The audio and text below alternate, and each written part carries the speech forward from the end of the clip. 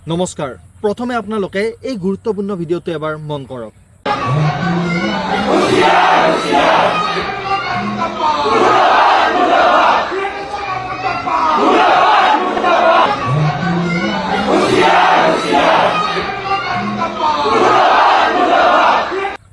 জুবিন গাৰ্গ আমাৰ সকলোৰে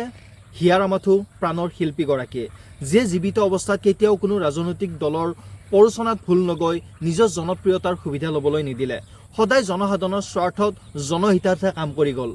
আমি সকলোৱে গৌৰৱ কৰি আছিলোঁ যে জুবিন দাৰ এনেকুৱা এখন ক্ষেত্ৰ হৈ পৰিছে সমাধি ক্ষেত্ৰ য'ত জাতি ধৰ্ম বৰ্ণ নিৰ্বিশেষে সকলো ভাষা ভাষীৰ লোক গৈ কিনে কোনো ধৰ্মীয় বেৰিকেড নোহোৱাকৈ তাতে গৈ তেখেতক শ্ৰদ্ধাঞ্জলি জ্ঞাপন কৰিব পাৰে বা তেখেতক অনুভৱ কৰিব পাৰে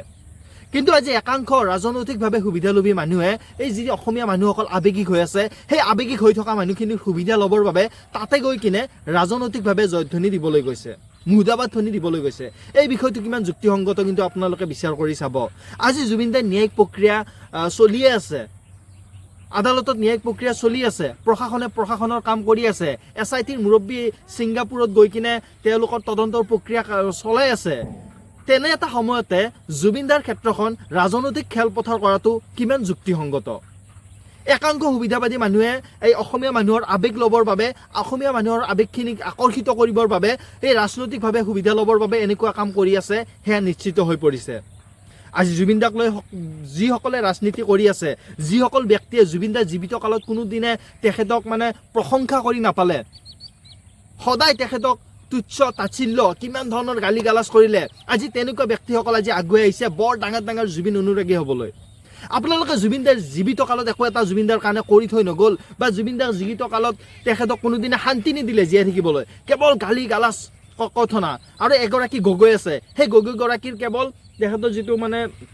অৰ্কিড পাৰ্কখন গৈ কিনে যিটো খাদ্যৰ ভিডিঅ'টোৰ বাহিৰে জুবিন দাৰ লগত তেনেকুৱা কোনো মধুৰ স্মৃতি নাই তেখেতৰ লগত আৰু তেখেতক কোনো কেতিয়াও বিশ্বাস কৰিব নোৱাৰো আমি তেখেতক কেনেকৈ বিশ্বাস কৰিম তেখেতে এতিয়া মুখ্যমন্ত্ৰী ডক্টৰ হিমন্ত বিশ্ব শৰ্মাৰ পুৰা একদম গতিৰ পিছত লাগি আছে কিমান বেয়া কথা কৈ আছে কিন্তু মুখ্যমন্ত্ৰীগৰাকীক ওচৰত পালে তেখেতে দৌৰি যায় দাদা গতিকে এইগৰাকী ব্যক্তিৰ কথাটো কোনোদিনে বিশ্বাস কৰিবই নোৱাৰি তেখেতসকল হৈছে কেৱল সুবিধাবাদী ব্যক্তি ৰাজনৈতিকভাৱে সুবিধাবাদী ব্যক্তি ৰাজনীতিৰ বাবে এওঁলোকে যিকোনো কৰিব পাৰে আজি যিসকল ব্যক্তিয়ে জুবিনদাৰ ক্ষেত্ৰফলত গৈ কিনে জয়ধ্বনি দিছে ৰাজনৈতিক মুৰ্দাবাদ ধ্বনি দিছে তেওঁলোকে প্ৰকৃতাৰ্থত জুবিনদাৰ বাবে ন্যায় বিচাৰে নে নাই এই বিষয়ত কিন্তু আমাৰ যি প্ৰশ্ন উদয় হৈছে মোৰ মনে কয় তেওঁলোকে জুবিনদাৰ ন্যায়ক লৈ তেওঁলোকৰ কোনো মতলব নাই জুবিনদাই ন্যায় পালে নাপালে নাই তেওঁলোক কেৱল ৰাজনৈতিকভাৱে সক্ৰিয় সফল হ'ব লাগে যিটো বিষয়ত কিন্তু আজি তাৰিখত প্ৰত্যেকজন অসমীয়া আজি তাৰিখত সজাগ হ'বৰ হ'ল প্ৰত্যেকগৰাকী অসমীয়া কিন্তু আজি তাৰিখত সজাগ হ'বৰ হ'ল জুবিনদাক লৈ কোনো যাতে ৰাজনীতি কৰিব নোৱাৰে কোনো যাতে ৰাজনীতি কৰিব নাপায় এই বিষয়ত কিন্তু আমি সদায় মাত মাতি যাম আৰু মাত মাতি গৈয়ে থাকিম ধন্যবাদ জয় অসম জয় জুবিন দা জাষ্টিছ